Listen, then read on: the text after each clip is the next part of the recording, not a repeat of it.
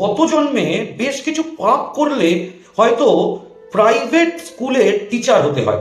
হ্যাঁ, আজকের এই ভিডিওটা সেই সমস্ত প্রাইভেট স্কুলের টিচারদের জন্য যারা বছরের পর বছর বিনা প্রতিবাদে এই দুঃসহ জীবন যন্ত্রণা সহ্য করে চলেছে। একসময় শিক্ষক মানে ছিল সমাজের নির্মাতা, জাতির পথপ্রদর্শক, একটা সম্মানের চাকরি। কিন্তু আজকের প্রাইভেট স্কুলে একজন টিচার মানে সে টিচার, সে অ্যাকাউন্টেন্ট, সে অ্যাটেন্ডেন্ট, সে customer care service. Welcome to the new education system, যেখানে এই প্রাইভেট স্কুলগুলোতে আজকে টিচার মানে সে শুধু টিচার নয়, সে একটা হিউম্যান রিসোর্স। চলুন কিছু স্ট্যাটিস্টিক দেখি, নইলে হয়তো আপনারা কেউ বলবেন যে আমি ভুলভাল গল্প দিচ্ছি। আমাদের এই বিভিন্ন সার্ভে অনুযায়ী দেখা যাচ্ছে যে পশ্চিমবঙ্গের বিভিন্ন প্রাইভেট ইংলিশ মিডিয়াম স্কুলে টিচারদের যে স্যালারি সেটা 6,000 থেকে 15,000-এর মধ্যে।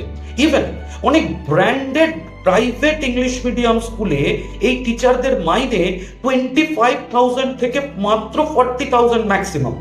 অথচ এই সমস্ত স্কুলে অ্যাডমিশন করানোর জন্য প্রত্যেক ছাত্রের পেছনে অভিভাবকদের প্রায় 50,000 টাকা থেকে 1 লক্ষ টাকা শুধু অ্যাডমিশন ফিস দিতে হয়।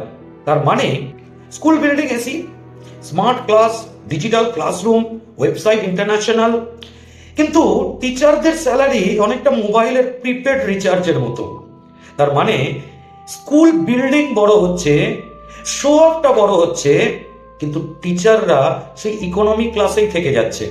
সরকারি নিয়ম অনুযায়ী এবং লেবার ল অ্যাক্ট অনুযায়ী একটা নির্দিষ্ট ওয়ার্কলোডই এই টিচারদের দেওয়া উচিত। কিন্তু গ্রাউন্ড রিয়ালিটি কি জানেন? অনেক সময় দিনের 8টা ক্লাসের মধ্যেই বেশিরভাগ দিনই তাদের 7টা করে ক্লাস তো নিতেই হয়, অনেক দিন আবার 8টা ক্লাসও নিয়ে নিতে হয় সাবস্টিটিউশন ক্লাস হিসাবে। টিফিন টাইম, রিলিফ টাইম, না সেটারও উপায় নেই। টিফিনটাও খেতে হয় ক্লাসরুমে বসে, কারণ টিফিন টাইমেও তাদের স্টুডেন্টদের গার্ড দিতে হবে। বেশিরভাগই এই প্রাইভেট স্কুল ম্যানেজমেন্টের কথায় টিচার বসে থাকা মানেই নাকি স্কুলের লস। আচ্ছা, টিচাররা কি শুধুই পড়ান?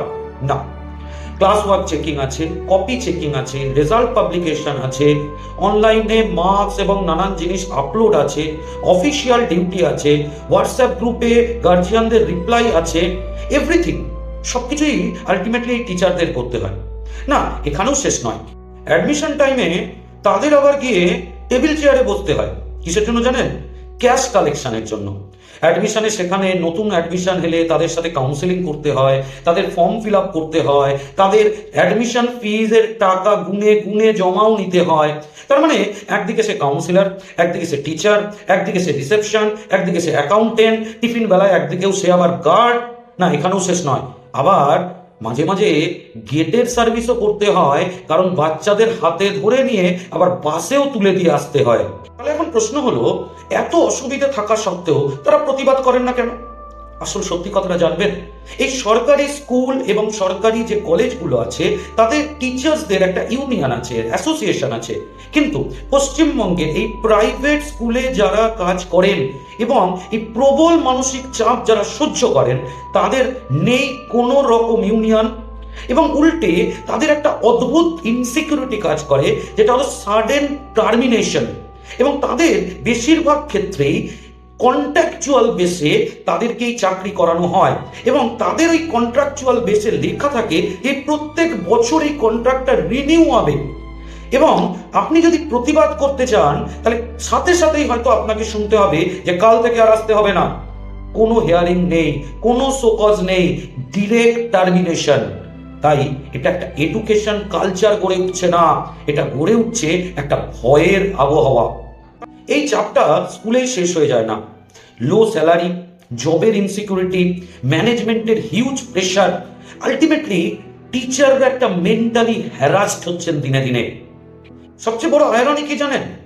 আজকে স্টুডেন্টদের মেন্টাল হেলথ নিয়ে নানান রকম ওয়েবিনার হচ্ছে, সেমিনার হচ্ছে, কিন্তু তাদের যারা মানুষ করছেন, তাদের যারা শিক্ষা দিচ্ছেন, তাদের মেন্টাল হেলথের কনসার্ন আজকের সিলেবাসে নেই। কিন্তু মনে রাখবেন, school building, smart class, digital classroom, এগুলো কিন্তু স্কুল বানায় না। আসলে ভালো টিচারই কিন্তু একটা স্কুলকে বানায়। যে সমাজ আজ টিচারদের ভয় দেখাচ্ছে, কাল সেই সমাজের মানুষরাই কিন্তু ভয় পাবে তাদের সন্তানের ভবিষ্যৎ নিয়ে। আজ আপনাদের কাছে আমার একটা প্রশ্ন, এই প্রাইভেট ইংলিশ মিডিয়াম স্কুলগুলো কি আসলে টেম্পল অফ এডুকেশন, নাকি এটা একটা corporate office with school uniform? ভাবুন, ভাবা প্র্যাকটিস করুন, লাইক করুন, শেয়ার করুন, কারণ এই শিক্ষকদের কথা বলাই কিন্তু আসল শিক্ষকতা।